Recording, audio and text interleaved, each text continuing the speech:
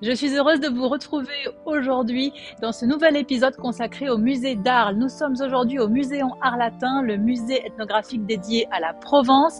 Vous me voyez, je suis au milieu de l'Exèdre romaine. C'est un monument qui est classé à l'UNESCO comme l'ensemble des monuments romains et romans d'Arles. Et on va tout de suite commencer la visite du Muséon avec sa directrice par intérim, Aurélie Sanson.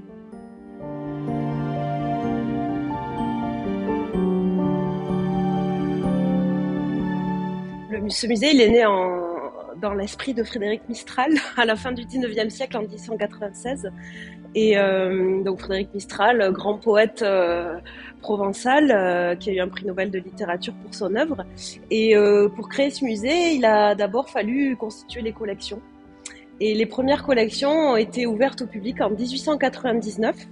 Et on voit d'ailleurs dans cette vitrine un échantillon des premiers objets collectés par Frédéric Mistral et sa petite équipe de l'époque. Ils étaient 7. Le musée a été fermé 11 ans et demi et c'est grâce à l'accompagnement, à l'investissement du conseil départemental des Bouches-du-Rhône que ce musée a pu connaître cette incroyable rénovation à la fois architecturale et muséographique. Et cette rénovation, elle a permis d'allier à la fois le regard sur la tradition de ce territoire qu'est la Provence et les outils de la modernité.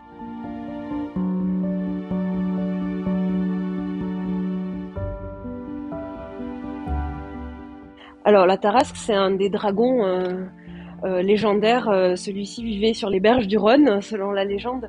Et cette Tarasque, elle était sortie au moment des fêtes à deux occasions. Il y a les fêtes de la Tarasque, qui sont une sorte de carnaval populaire, ou bien lors des processions religieuses qui célébraient Sainte Marthe, qui a soi-disant délivré Tarascon de ce monstre.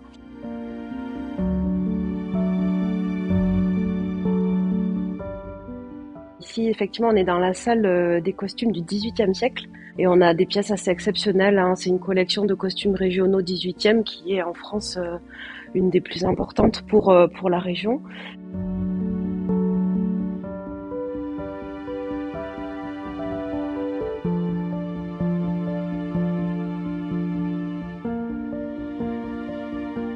Cette cabane, elle a été prélevée dans les années 40 à Salin-de-Giraud.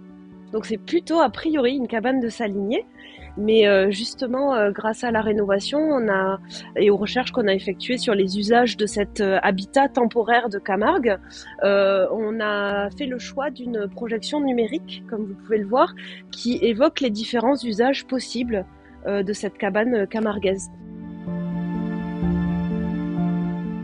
Dans ce temps 5, on parle de la Provence contemporaine.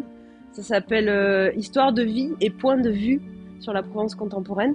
Et vraiment, à travers nos enquêtes, collectes ethnographiques qu'on réalise sur le territoire depuis une quinzaine d'années, on explore des thématiques très variées. Par exemple, là, je suis devant une vitrine et des dispositifs numériques qui nous racontent les histoires de vie de membres d'une communauté gitane catalane arlésienne. Et notamment autour du rituel du mariage dans leur famille. Et cette thématique sera explorée encore plus en détail l'année prochaine dans la chapelle avec notre exposition temporaire qui s'appelle « Dis-moi oui ».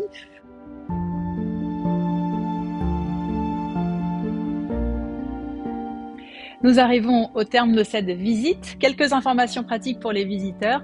Le Muséon Arlatin est ouvert tous les jours sauf le lundi de 10h à 18h.